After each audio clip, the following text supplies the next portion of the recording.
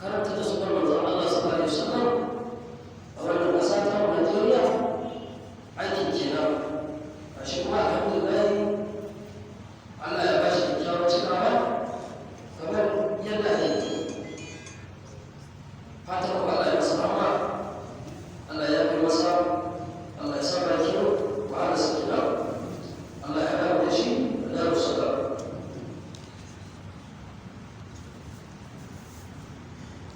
wani hadisi na Annabi sallallahu alaihi wasallam wanda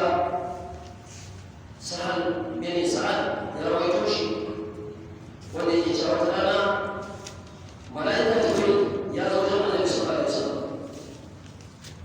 sai ya ce ya Muhammad ya ce ka rayu in yadda kake so mala'ika Jibril yake gaya wa Annabi sallallahu alaihi wasallam yake ce masa ka rayu in yadda kake so ba inda ka bayyana lallai kai ne mutuwa ne wata rana Allah subhanahu wa ta'ala zai karbe ka ma'ana ish ma shi ita kamar yadda ya masa albayar hadisi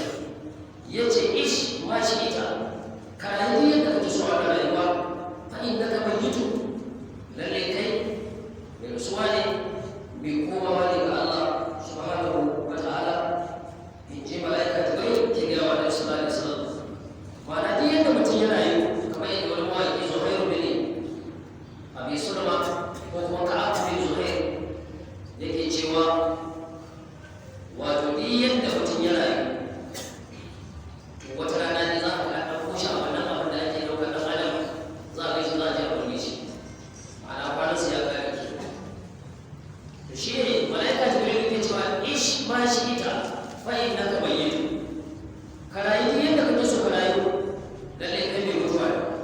dan lokacin da yayi Allah zai karbe ka shine ma'ana kullu nafsin za'iqatul maut wa inna ma tuwaffawna ujurakum yawm al-qiyamah faman zuhziha 'anil nari wa udkhila al-jannata faqad faz wa ma al-hayatud dunya illa mata'ul ghurur Allah ya sake cewa kullu nafsin za'iqatul maut wa nabluukum bish-sharri wal khayri fitna wa ilayna turja'un Allah ya sake cewa kullu nafsin za'iqatul maut thumma ilayna turja'un wannan ayoyi guda a cikin Al-Qur'ani su ne suka tabbatar wa dan adam cewa kowace rai wallahi sai ta dandana mutuwa saboda haka dole ne mu yi ne dole ne istidadi dole ne mu yi ne dole ne mu shiri na wannan babbar tafiya wacce take gaban kowa ko ba ka da lokaci ba ka da cewa a maka alƙawari lokaci kaza ne lokacin za ku ba ga Allah subhanahu wa ta'ala saboda haka malaika Jibril ya ce da Annabi sallallahu alaihi wasallam ish ma shi ita fa innaka mayyit kai inda kana yi ko shekara nawa ne ka dai sani ne kai ne mutuwa ne yasa hadisi da yake tabbatar mana cewa an tura malakul maut zuwa ga ɗaya daga cikin annabawa Annabi Musa alaihi salam cewa zai karɓo ransa da malakul maut ya karɓo ransa sai Annabi Musa ya masa laushi ya laushe shi ko ya bare shi har ya tsiyaye masa da ido daya kamar da ya zo cikin hadisi malakul maut sai kuma wajen Allah subhanahu wa ta'ala cewa ya Allah ka tura ni wajen wanda baya son mutuwa wannan bawa da ka baya son mutuwa sai Allah sallallahu alaihi wasallam ya ce sai Allah rubuta suke ce da shi ka koma tunda baya son mutuwa Allah ya mayar masa da idan sai ya mayar masa da halitta sai da take shi malakul maut ya ce ka koma ka gaya masa tunda rayuwa yake so ya samu bujimin sa wato bujimi irin babban nan ya ɗora hannayensa ta kuka sau na biyu a ɗebo wannan gashin da yake halitta da dama da halitta na hagu a irga ya ce kowace sha'a kowace gashi kwaya ɗaya siriri ɗaya mun ba shekara ɗaya a kanta a irga ko miliyan nawa ne ya je wannan shekara ta gaya masa malakul maut ya dawo ya gaya masa ya ce kada abin da Allah ya ce ka samu sa ka ɗora ta muka halitta guda biyu hagu da dama a ɗauko wannan gashin a irga an ba ka wani shekara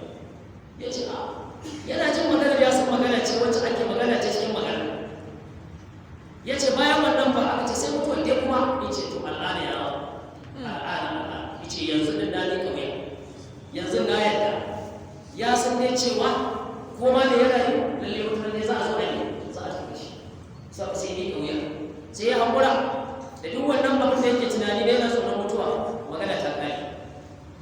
wanda shi ke tabbatar maka da cewa babban maganin mutuwa shi ne tanadi wata zawwadu fa inna khayra zadi at-taqwa ku yi kusuri amma wani shi kusuri ba shi ne tsoron Allah wannan ba shi ne babban kusuri ba wanda aka yi shi to an yi babban kusuri za a samu kyakkyawar ƙarshe kamar yadda muka ga alama ta kyakkyawar ƙarshe ga wannan bujimin malamin musulunci to alama ce ta kyakkyawar ƙarshe ga bayan Allah na gari idan aka ga irin wannan to dole a yi dole a yi musu kyakkyawar zato sai malaika jibril ya kare ga annabi yace sannan wa ahbib man ahbabta fa innaka mufariquhu malaika jibril yake ce masa kuma ka so duk wanda zaka so a cikin mutane fa innaka mufariquhu lalle kai mai rabuwa da shi ne wata rana ana da wata wani sai ka rabu shi ko matan ka ce ko yayan ka ne ko makocin ka ne ko abokin ka ne ko mutuwar ka ce ko bazaunar ka ce ko wane ne kake son sa ne malaika jibril ya ce da shi ka so ne duk wanda zaka so wa ahbib man ahbabta fa innaka mufariquhu za ka rabu da shi wata rana wannan kai wani babban darasi ake bawa annabi sallallahu alaihi wasallam da al'umma gaba daya cewa ba duk wanda zaka so shi ka so shi amma ne wata rana za ka rabu da shi shi sa aka ce duk wanda za ka yi aboki da shi ya zama aboki ne na kwarai na kirki ba wanda za ka je kana cizon yatsa bane kana cewa ya laita ni lam attakhiz fulanan khalila laqad adallani an dhikri ba'da iz ja'ani wa kana shaytanu lil insani khazula akwai wanda zai lokaci zan yatsa ko alkiyama yana cewa ina ma ban riƙi wani aboki ba ina ma ban zauna da wani ba ma da ya cuce ni ya fadda ni hanya laqad adallani an dhikri ya fadda ni daga ambatan Allah ya fadda ni daga wa'azi ya fadda ni daga imani bayan imani ya zo so shi ko shaytan wa kana shaytanu lil insani khazula shaytan ya kasance mai tabarwa ne ga dan adam mai sanya ga dan adam ya bata ne ya kauce hanya da dawa ya alƙawari ya ce sai na fadda su thumma la'atiyannahum min bayni aydihim wa min khalfihim wa an aymanihim wa an shama'ilihim wa la tajidu aktharahum shakirin yace sai na zo ta dama na zo musu ta hagu na zo ta gaba na zo ta baya yace ba za ka samu mafi yawa suna godiya a gare ka ba ya Allah haka shi dan ya faɗa a gaban Allah subhanahu wa ta'ala sadaka kake ne yana aiki yake tukuru ya samu abokan zama a cikin wuta Allah ya kiyaye sau da aka yi ce ka so duk wanda za ka so sani wata rana za ka rabu shi yanzu ka ga wannan malami na musulunci muna son sa saboda so ga Allah da manzansa cewa duk wanda kake son sa ka gaya mana kace ina son ka inni uhibbuka fillah ba so da shiriri ta da shiriri irin wannan da kuke yi matasa suke yi so na Allah da manzansa kana son mutum saboda son Allah da manzansa kana kin sa saboda yaki Allah da manzansa a cikin wanda za su zaune irin al'arshi wanda suke soyayya dan Allah suka rabu a wannan saboda Allah din suka rabu aka ce za su yi irin al'arshi amma soyayya kawai saboda ya iya ba soyayya kawai saboda ya iya surutu ya iya zaƙin baki soyayya kawai saboda cikakken mutsarai ne da mara kunya ne ya iya cikin mutane wannan ita ce soyayya ta hanyar Allah da manzansa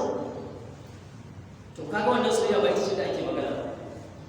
soyayya ta Allah da manzansa wanda duk yake son Dr. Ahmad yana son sa ne saboda son sa ga Allah da manzansa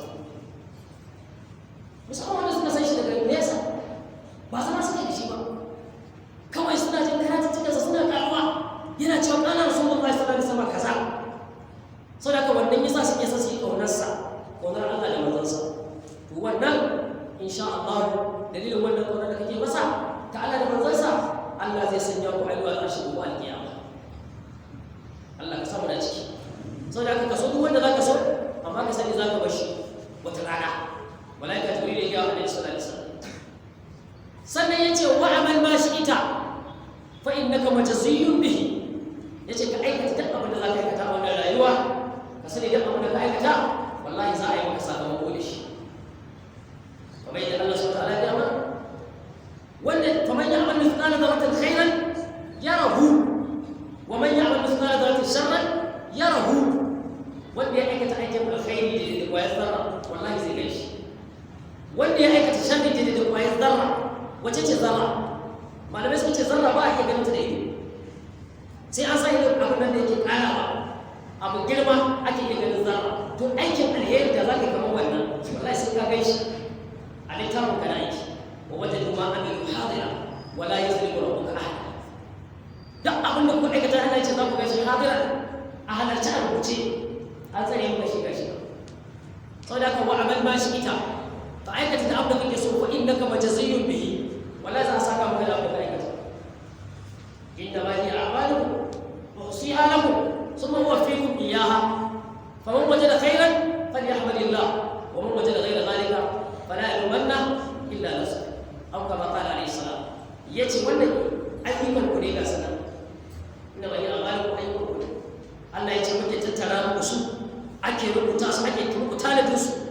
thumma uwaffikum iyyaha za a saka muku da su kuma alkiyama wanda aka saka masa ya ga alheri ومن وجد خيرا فليحمد الله يقول يوم الله ليش بكيش ومن وجد غير ذلك wanda ya sabanin alheri fa annabi yace Allah ya ce fala yalumanna illa nafsu kada ya zai kowa sai ya zai kansa abinda kai ne gashi saboda haka ka aikata ta aure guda ma malaika jibril ya annabi wa amal ma shi'ta fa innaka majziyun bihi wala za saka maka shi saboda haka kaje ga alheri aikin ka ne in ka ga sharri kuma shi ba abinda kai amma abubuwa ne da suke damu ba a ƙasa muke ta gaya mutane cewa da ayyukanmu ne ba wani abu sabo ne ayyukanmu ne da muke yi ake jarrabar mu da su ƙur'ani duk ya gaya mana don ba ma aiki da shi ne amma Allah bai faɗa ba ce kuma ma ka sama aiki ku abin da hannayen ku ya aikata ne kowa zai ya san laifin sa ba Allah ya ce mu gyara mu shi ma gyara mana kuma mu gyara ba zai gyara ba mu ne na ƙasa ai mu za mu gyara shi ba gyara mutane suna son a kawo musu fito a canye musu musibu amma sun ƙi su daina su da tsiya sun ƙi su daina laifi sun ƙi su daina sabo su daina zulubai ba za su shigo ba za su bari ba a haka suke su kuma Allah shi kuma janye musu abin da suke ciki na wahalhalu na zubar da jina ne da abubuwa to wannan rahmar Allah ce ni so sai janye ne Allah ka janye mana amma abin da ake so da bawa ya dakata daga abin da yake na laifi ya tuba zalika bi anna Allah لم يكن مغيرا نعمة أنعمها على قوم حتى يغيروا ما بأنفسهم. هذا الله إن الله لا يغير ما بقوم حتى يغيروا ما بأنفسهم. ده آية قصر. الله بايع تنجا نعمة أكون متاني. سيسون تنجا. هكذا. يا زي ما نقول كذا. مريم إن أكتب بشكل. بشكل أشوف مكان الله. إن دعوة عن تنجا مقابل وجه كذا جداني ولا سيكون تنجا. to sai annabi sallallahu alaihi wasallam sai ya ce malaika jibril sai ya ce masa yace kuma yace kai sani sharafal mu'min qiyamul layl abin da yake ba mutum girma da sharaf a wannan rayuwa sallar dare kamar da Allah ya ce kanu qalilan min al-layl ma yahja'un wa bil ashari hum yastaghfirun tatajafa junubuhum 'anil madaji' yad'una rabbahum khawfan wa tam'an wa mimma razaqnahum yunfiqun suna ta ibada saboda haka daukakar musulmi qiyamul layl mu daure musamman a lokacin sanyin nan mu rinka qiyamul layl na karshe abin da ya ga masa yace abin da zai ba mutum wato kwanciyar hankali shine ka wadatu da abin da yake hannun mutane na fi hannun mutane ga wani ka nisance shi ka wadatu da abin da Allah ya baka wannan zaka samu innal gina nas liman ya san da ka ta'ala akwai abin da muke amfani da ita waya wanda ake ɗaukar waɗannan ayyuka namu wanda malam da ɗauka Allah ya tarbe shi aka tare shi aka yi masa wato idan ta'addanci da ake da cikin gari aka kwace ta da kuma muna sanar da mutane da Allah idan an samu wanda zai sai mana wannan waya tunda babba ce